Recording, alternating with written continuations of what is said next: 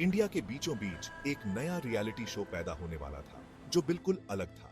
इसका नाम सुनकर ही लोगों की रूह कांप जाती थी। मौत का खेल, मौत का खेल। ये शोहरत और दौलत का वादा करता था, लेकिन पार्टिसिपेंट्स को इसकी क्या कीमत चुकानी पड़ती, कोई नहीं। यहां तक कि बनाने वाले भी आगे आने वाली भयावहता का अंदाजा नहीं लगा सकते थे। प्रोड्यूसर्स कुछ सचमुच डरावना और अनोखा करके देश का ध्यान खींचना चाहते थे। उन्हें ये एक भूली बिसरी बस्ती के बाहर एक टूटी फूटी हवेली में मिला।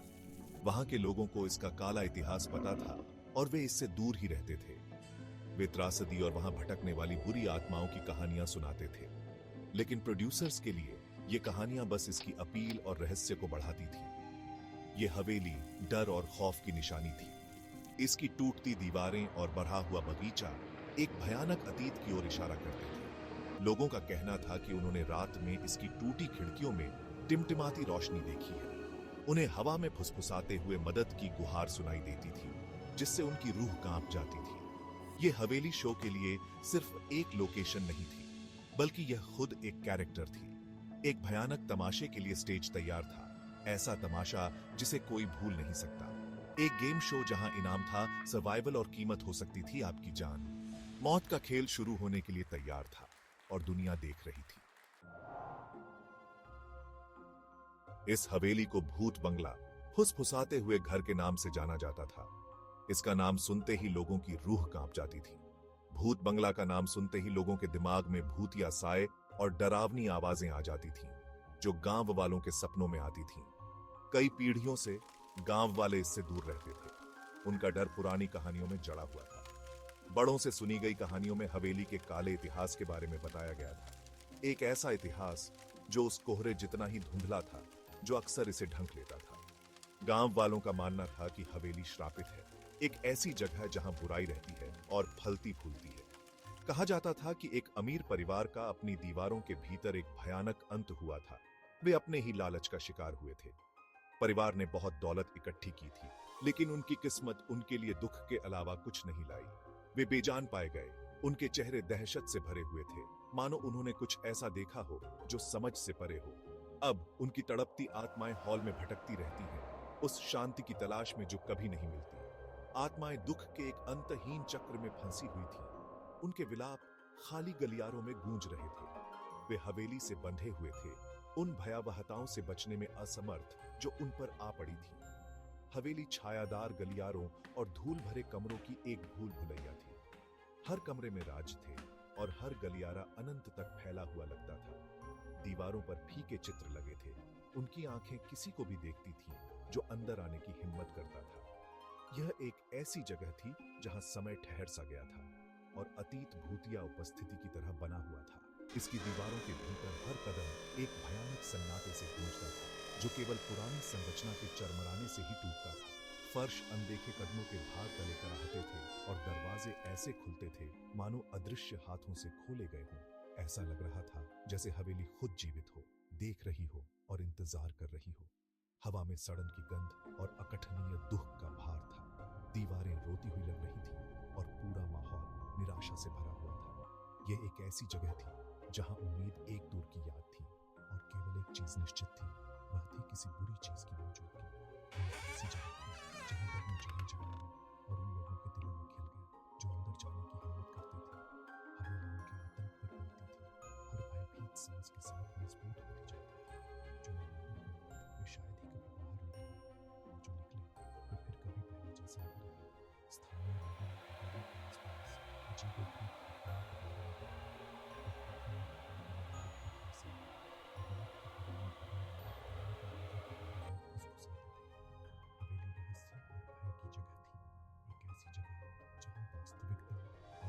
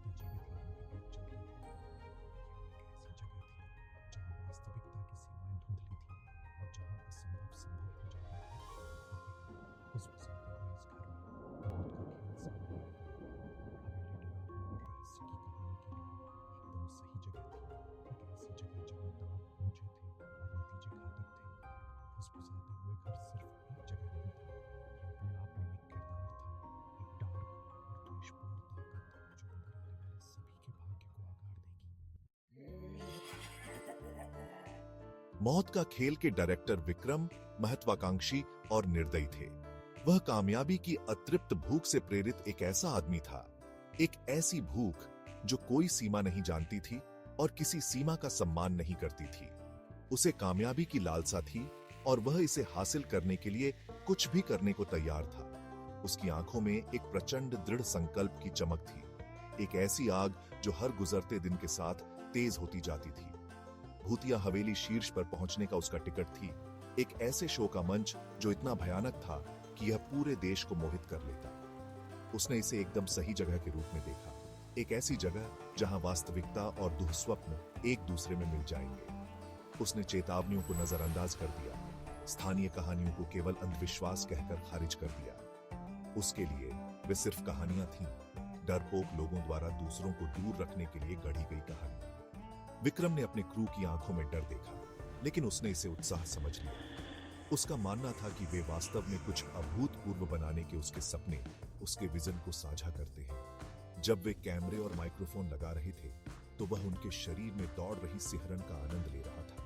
हवेली के भयानक माहौल ने रोमांच को और बढ़ा दिया, जिससे उसके लिए यह अनुभव और भी रोमांचक हो गया। उसका मानना था कि वह नियंत्रण में है, कि वह डर में डूबने के बजाय उसमें हेरफेर कर रहा है। वह खुद को अपने काम का उस्ताद मानता था, एक ऐसा निर्देशक जो वास्तविकता को अपनी इच्छा के अनुसार मोड़ सकता है। उसकी महत्वाकांक्षा ने उसे सच्चाई से, उस खतरे से अंधा कर दिया जिसे वह सामने ला रहा था। वह अपने लक्ष्य पर इतना केंद्रित था कि वह संकेतों को, सूक्ष्म संकेतों को देखने में विफल रहा कि कुछ बहुत गलत था। उसने शो को डरावनी कहानी की उत्कृष्ट कृति, चीख और रहस्य की सिम्फनी के रूप में देखा। हर सीन की बारीकी से योजना बनाई गई थी, हर डरावनी चीज को ध्यान से तैयार किया गया था ताकि ज्यादा से ज्यादा डर पैदा हो। उसने प्रशंसा, प्रसिद्धि, भाग्य की कल्पना की जो उसका होगा। उसने खुद को मंच पर खड़े होकर प्रशंसकों की तालियों की गड़गड़ाहट में अपना नाम डरावने इतिहास के इतिहास में दर्ज होते देखा। वह अपनी महत्वाकांक्षा में इतना डरा हुआ था कि वह अपनी रचना में रिश्ते अंधेरे को देखने में विफल रहा। इसे उस चीज से कहीं ज्यादा भयावह बना दिया जिसकी उसने कभी कल्पना भी नहीं की थी। कल्पना और वास्तविकता के बीच की रेखाएं धुंधली होने लगी और उसने जो भयावहता पैदा की थी उसमें अपना जीवन लेना शुरू कर दिया।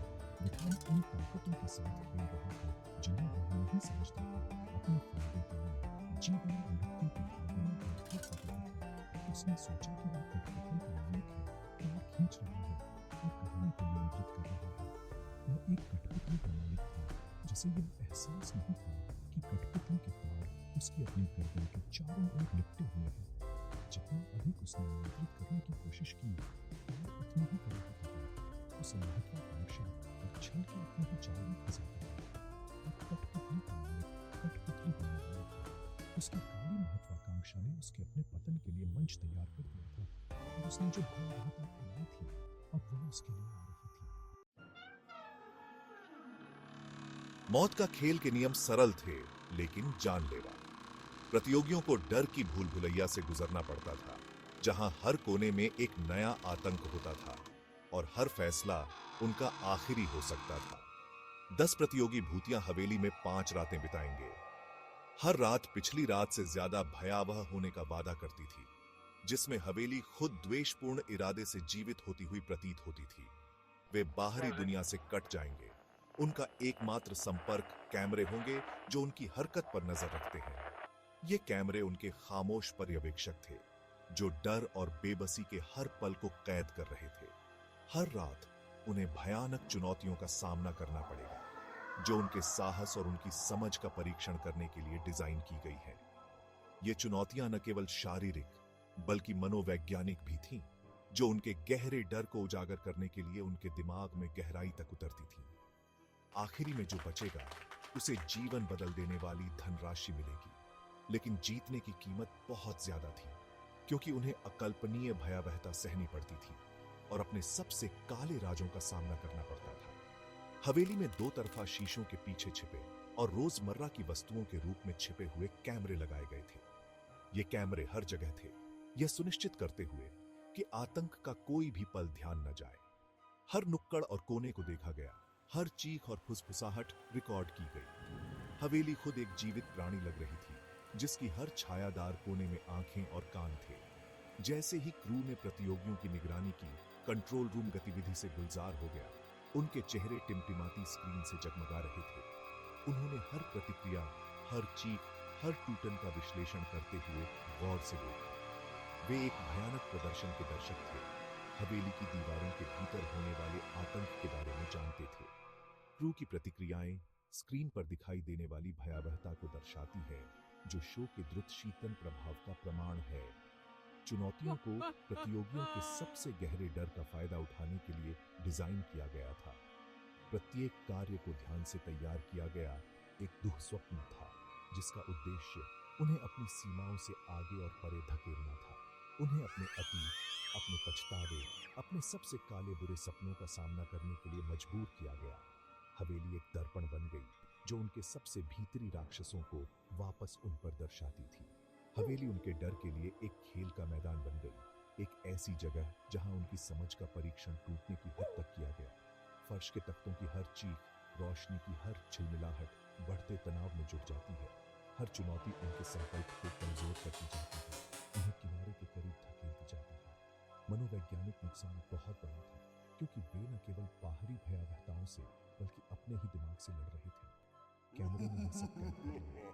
उनकी आंखों में बढ़ता आतंक, उनकी आवाजों में निराशा, उनके दिमाग का धीमा डर के हर पल को फिल्म में अमर कर दिया गया, जो उनकी कठिन परीक्षा का प्रमाण था। यह शो डर का एक दृश्य तमाशा था, मानव आतंक के रसातल में उतरना। यह इस बात की द्रुत शीतल याद दिलाता है कि लोग प्रसिद्धि और भाग्य के लिए किस हद तक जा सकते हैं। और यह सिर्फ शुरुआत थी। असली डरावनी कहानी अभी आनी बाकी थी, क्योंकि हवेली के राज धीरे धीरे